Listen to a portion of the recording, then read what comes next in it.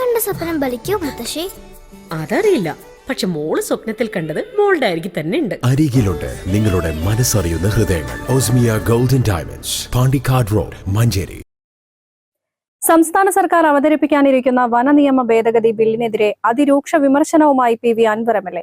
വ്യാപക പ്രത്യാഘാതങ്ങൾ ഉണ്ടാക്കുന്ന ബില്ല് കേരളത്തിലെ 1.30 കോടി ജനത്തെ ബാധിക്കുന്നതാണെന്ന് അദ്ദേഹം പറഞ്ഞു. ഇതിനെതിരെ ജനുവരി 3, 4, 5 തീയതികളിൽ വയനാട് പാർലമെന്റ് മണ്ഡലത്തിൽ പ്രചാരണ ജാഥ നടത്തുമെന്നും അദ്ദേഹം പറഞ്ഞു. ഇതൊരു അടിയന്തരാവസ്ഥയെക്കാളും വലിയ ഭീതിജനകമായ അന്തരീക്ഷം മലയോര മേഖലയിൽ ജനങ്ങൾക്ക് ഉണ്ടാക്കാൻ പോകണമെന്ന്. രണ്ടാമത് 3.5 കോടി മുഴുവൻ ജനങ്ങളുടെയും കുടിവെള്ളം ഇവിടെ മുട്ടിക്കാൻ പോവുകയാണ്.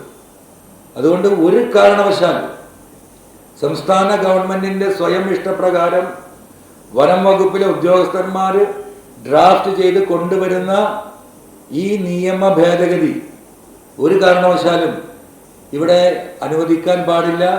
അതിന് ശക്തമായി എതിർക്കേണ്ടതുണ്ട്.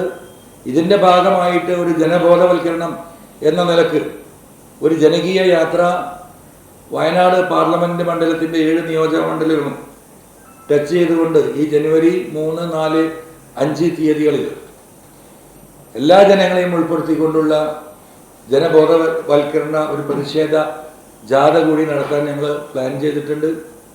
ഈ കാര്യം കേരളത്തിലെ ജനങ്ങളുടെ ശ്രദ്ധയിലേക്ക്, കാരണം ഇത് മൂടി വെക്കപ്പെടുകയാണ്. ജനങ്ങളിതിനെക്കുറിച്ച് വളരെ ചെറിയൊരു ശതമാനം ആളുകളാണ് അവെയറായിട്ടുള്ളത്.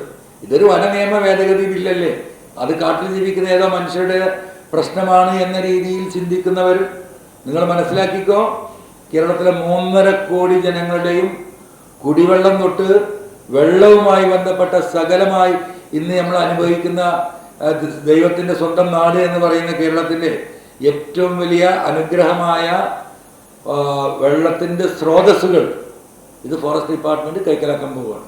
അതാണ് ഇതിൽ ഏറ്റവും വലിയ സീരിയസ് ആയിട്ടുള്ള വിഷയമായിട്ട് ഈ സമൂഹത്തിനെ മൊത്തം ബാധിക്കാൻ പോകുന്നത്. അല്ല, പ്രതിപക്ഷം സ്വാഭാവികമായിട്ടും എതിർക്കുമല്ലോ. ഭരണകക്ഷിയിൽ തന്നെ പലർക്കും എതിർപ്പുകളുണ്ട്, ഉണ്ടാൻ കഴിയാത്തതുകൊണ്ടാണ്. ഒരു കാരണവശാലും ഈ ബില്ല് നിയമസഭയിൽ പാസ്സാകുമ്പോൾ പാടില്ല. പാസ്സായാൽ ഞാൻ ഈ പറഞ്ഞത് തന്നെയാണ് ഇതിൻ്റെ ദുരന്തം. ആ ദുരന്തം കേരളത്തിലെ 3.5 കോടി ജനങ്ങളും അനുഭവിക്കുന്നതാണ്. ഈ ഇരിക്കുന്ന നമ്മളൊക്കെ, നമ്മുടെ കുടുംബങ്ങളും വരാനിരിക്കുന്ന തലമുറയൊക്കെ അത് അനുഭവിക്കും. കടലിൽ നിന്ന് ഉപ്പുവെള്ളം ശുദ്ധീകരിച്ച് കേരളത്തിലെ 3.5 കോടി ജനങ്ങൾക്ക് കുടിക്കാൻ കൊടുക്കേണ്ട ഗതികേടിലേക്ക് ഈ സംസ്ഥാനത്തെ എത്തിക്കുന്ന ഭേദഗതി കൂടിയാണ്.